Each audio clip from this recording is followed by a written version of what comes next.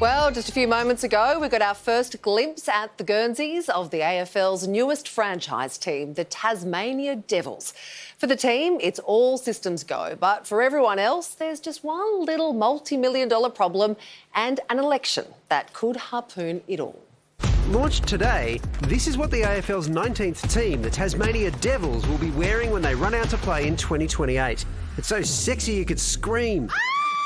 But in awarding the licence last May, the AFL made the new team promise to build a new Hobart Stadium in Macquarie Point. It has to seat 23,000 and have a retractable roof, presumably to provide shelter from Tasmania's rain and squalling winds. I mean, that's a tornado in the US, but you get the point. Anyway, there's no issue here, and everyone is super chill. Tasmanians have had a bloody gutful over your stadium! Okay, no, it's been chaotic. It's not beneficial for Tasmania at all. Very bad. I think it could be put to much better use, and I think the placement of the stadium is very bad, as it could be used for affordable housing. We already have stadiums as it is, which you can renovate and make better. Yeah, money well spent, I suppose. Barney, what else are they going to do with it? Hobart is the capital city of Tasmania. It's a beautiful city. It's got to be here. The stadium is estimated to cost $715 million. That's $375 million from the state government, $240 million from the Commonwealth government, $15 million from the AFL, and the rest from private investment. With some tipping a cost blowout closer to $1 billion, and the fact the state already has 2 other footy grounds capable of hosting AFL matches, many Tasmanians are wild that money isn't going towards the state's other problems, namely a housing crisis, hospital ramping, and public education issues. However, the AFL isn't budging. The case that was put to the AFL, it wasn't forced on anyone. It was led by the people of Tasmania and the Tasmanian government. Well, it's as simple as this. You can have 2 crap stadiums, or you can build something that'll sustain for the future. These things are not just dead costs. If you build a stadium that can attract a Taylor Swift, they cash generate. But if you build just another suburban ground, no one's going there. Complicating things, Tassie has a state election this weekend, with the Labor opposition and the Greens firmly opposed to the new stadium. Building a taxpayer-funded stadium in Hobart is not the right priority. We want to strike a new agreement with the AFL. A vote for Labor and anyone else will kill the team and kill the dream. So will the Devils get lost in the detail? This will be a citadel for the future of Tasmania, because I don't think either side of government would pull out of the deal. If they do, the deal's off. Joining us now is another kind of Tassie Devil. It's Jacqui Lambie. Senator, great to see you. A new Tassie footy team playing in a sparkling new stadium. That's a good thing, isn't it? Look, it's great that we've finally got an AFL team that's going to be given to us. There's no doubt about that. You know, I've made it very clear all Tasmanians want an AFL team down there. We have for many, many years. But what we can't do and what we can't afford is a brand new stadium with a roof on it. I've got guys out there living in tents that, you know, have hardly got a roof over their heads. So I think Tasmanians have just about had enough of this. The lack of transparency. You know, we've got ramping in our hospitals. We've got kids that are not going through past grade 10 in education. That's slipping even further down. We've got a lot of issues going on in Tasmania right now, and what it cannot afford is a brand new stadium with a roof over it. But let's look at the business case, Jacqui. I mean, it's supposedly going to deliver $2.2 billion to Tasmania's economy over 25 years. It'll create around 10,000 jobs, a capped $375 million cost to the state. What's not to like about that? Oh, that's rubbish. Right, OK, you can go and believe whatever the Tasmanian Liberals are telling you, and had that have been true, they would have taken us. They would have, I'll tell you what they would have done is they would have sold it from day one, and they would have been extremely transparent. This come from left of field. It was nearly thrown at Tasmanians.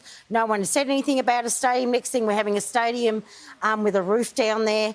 I can tell you, I think Mick Moldhouse, not putting words, certainly, you know, the words that I hear coming from him is Tasmania can't afford it, so why are they putting these restrictions on Tasmania? Nobody else, no other state in Tasmania and in Australia has ever been asked to supply a stadium with a roof over it. I mean, this is just absolutely astonishing. If Andrew Dillon wants a touch of what it's like in Tasmania, hey, mate, I'll put you up for a few weeks. Come and have a look in my backyard in Burnie on the northwest coast, and then you might get a bloody reality check, mate, because we can't afford it in Tasmania. And that's it, end of story.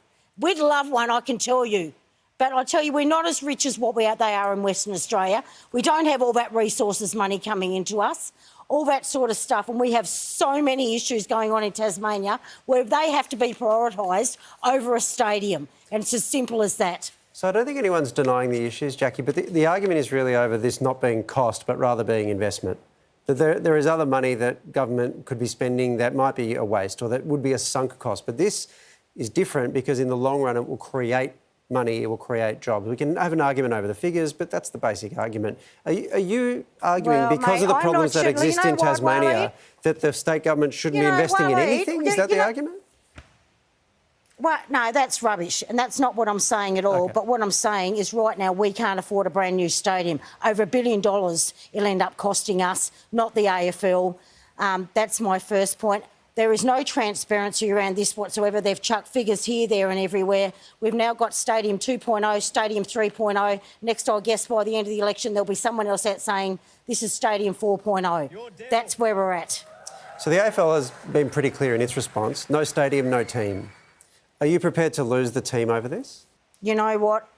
I say to Tasmanians, we stand our ground and you dare even try and take this team away from us. Go on, I challenge you too. But I challenge Andrew Dillon and his executives to come down and get on the ground in Tasmania and have a reality check of how difficult and hard people are doing it down there right now.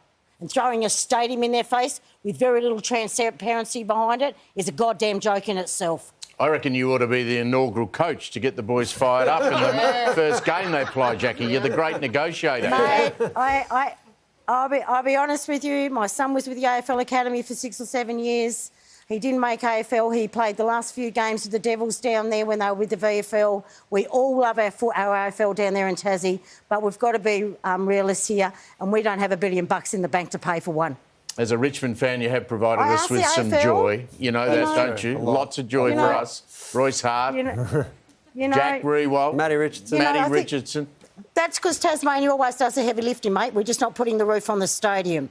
Jacqui, speaking of Tasmanians coming first, now the Liberal government down there, they've promised the world's biggest chocolate fountain if they win, which is very exciting. Will you at least back that?